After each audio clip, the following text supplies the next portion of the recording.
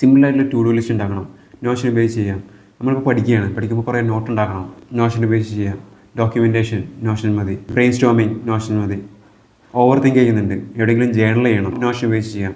ഒരു ടീമായിട്ട് വർക്ക് ചെയ്യാണ്, അതിനുള്ള മൊത്തം എൻ്റയർ സിസ്റ്റം നോഷനിൽ ചെയ്യാം. മറ്റുള്ള ടീം മെമ്പേഴ്സിനായിട്ട് കൊളാബറേറ്റ് ചെയ്യണം, നോഷൻ ഉപയോഗിക്കാം. ഒരു എൻ്റയർ പ്രൊജക്റ്റ് വരെ നോഷനിൽ കൂളായിട്ട് റൺ ചെയ്യാൻ പറ്റും. ഓക്കെ, സിമ്പിളായിട്ടുള്ള നോട്ട് ആഡ് ചെയ്തു, ടു ഡു ലിസ്റ്റ് ഉണ്ടാക്കി, ഐഡിയാസ് ബ്രെയിൻ സ്റ്റോം ചെയ്തു, നമ്മുടെ ഓവർ തിങ്കിങ് ജേർണൽ ചെയ്ത്, നമ്മുടെ പേഴ്സണലായിട്ട് നമ്മൾ ചെയ്യാൻ ഉദ്ദേശിക്കുന്ന കാര്യങ്ങളെല്ലാം നോഷനിൽ എങ്ങനെ മാനേജ് ചെയ്യുക എന്നുള്ളതിൻ്റെ വെരി ബേസിക് ട്യൂട്ടോറിയലിലേക്ക് നമുക്ക് പോകാം. ഫയർഫോക്സ് ഓപ്പൺ ആക്കി സിംപ്ലി നോഷൻ ടൈപ്പ് ചെയ്തു. ലോഡ് ചെയ്ത് വരുന്ന ഫസ്റ്റ് ലിങ്കിൽ ക്ലിക്ക് ചെയ്യുക. ക്ലിക്ക് ചെയ്താൽ ലോഗിൻ ചെയ്യാനുള്ള ഓപ്ഷനുണ്ട്. ലോഗിൻ ചെയ്യുക. ലോഗിൻ ചെയ്യുമ്പോൾ നമുക്ക് ഡിഫറെൻറ്റ് ഓപ്ഷൻസ് ഉണ്ട്.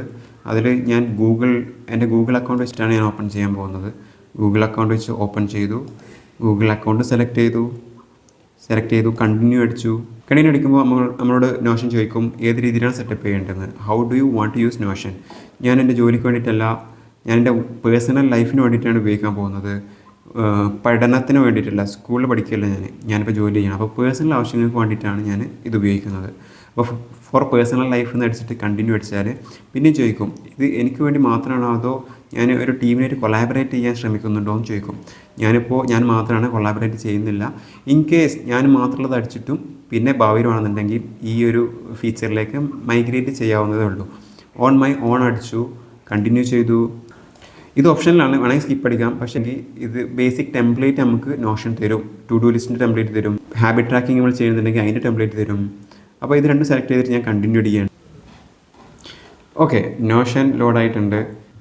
ഈ പ്രൈവറ്റിൽ പോയാൽ ഇവിടെ ഒരു പ്ലസ് ബട്ടൺ കാണാം. ഈ പ്ലസ് ബട്ടൺ ക്ലിക്ക് ചെയ്താൽ പുതിയൊരു പേജ് ഉണ്ടാക്കും. ന്യൂ പേജ് ഇവിടെ ആഡ് ആയിട്ടുണ്ട്. ഇവിടെ this is my first Notion page എന്നടിക്കുകയാണ്. അപ്പോൾ ഒരു ഫസ്റ്റ് നോഷൻ പേജ് ഞാൻ ഉണ്ടാക്കിയിട്ടുണ്ട്. ഓക്കെ, നോഷൻ്റെ വെരി ബേസിക് ആണ് ബ്ലോക്ക് എന്ന് പറയുന്നത്. എല്ലാം ബ്ലോക്കായിരിക്കും. നമ്മൾ ഹെഡിങ് ആഡ് ചെയ്യുകയാണെന്നുണ്ടെങ്കിൽ അതൊരു ബ്ലോക്കാണ്. നമ്മളൊരു ടേബിൾ ആഡ് ചെയ്യുകയാണെങ്കിൽ അത് ബ്ലോക്കാണ്. നമ്മളൊരു ഇമേജ് ആഡ് ചെയ്യുകയാണെന്നുണ്ടെങ്കിൽ അത് ബ്ലോക്കാണ്.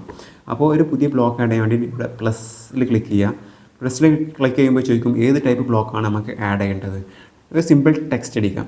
എന്നിട്ട് ഞാൻ ഇപ്പം this is my first block അടിക്കുകയാണ്. ഇപ്പോൾ ഈ പ്രൈവറ്റിൻ്റെ ഉള്ളിൽ ഒരു പേജ് ഉണ്ടാക്കി, ഈ പേജിൻ്റെ ഉള്ളിൽ ഒരു ബ്ലോക്ക് ഉണ്ടാക്കി. ഇനി ഇതിനുള്ളിൽ എന്തുമാണ്, ഏത് ടൈപ്പ് ബ്ലോക്ക് വേണമെങ്കിലും നമുക്ക് ഉണ്ടാക്കാം.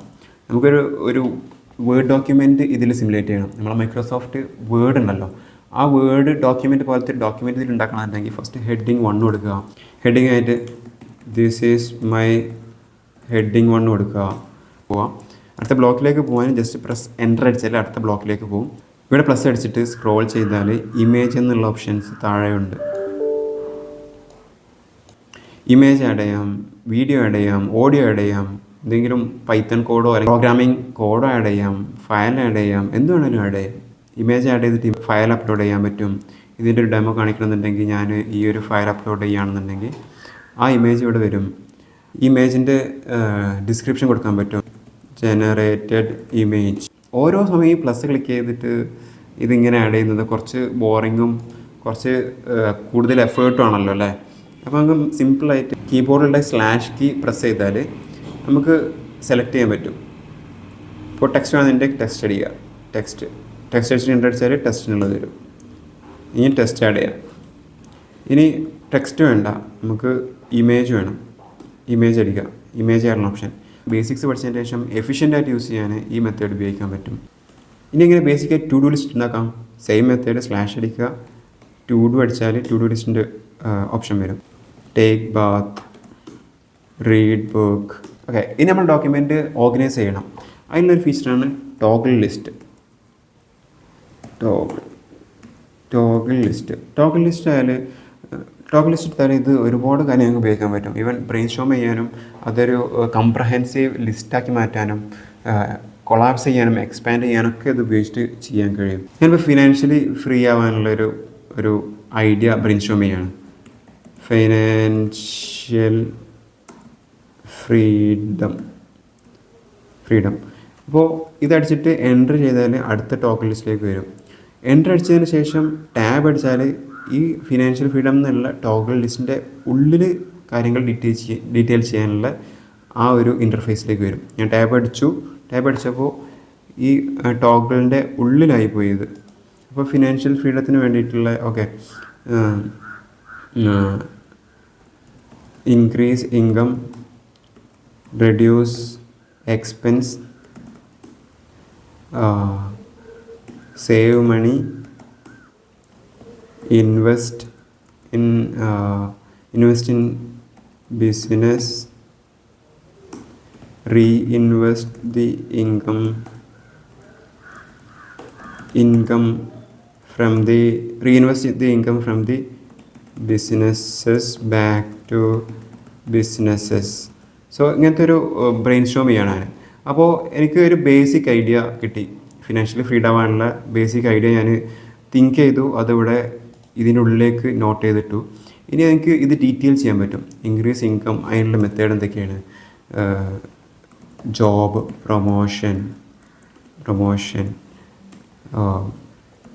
Better job switch.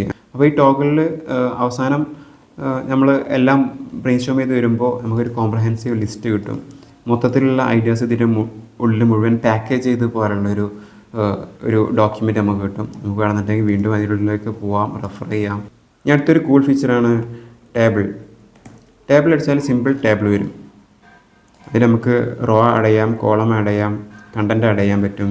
ഇത് നമുക്ക് വേണ്ട, നമുക്ക് എക്സലിനെ റീപ്ലേസ് ചെയ്യണം. മൈക്രോസോഫ്റ്റ് എക്സലിൽ ചെയ്യുന്ന കാര്യങ്ങളെല്ലാം ഇതിൽ ചെയ്യണമെന്നുണ്ടെങ്കിൽ ഇൻലൈൻ ഡാറ്റാബേസ് ഉണ്ട്.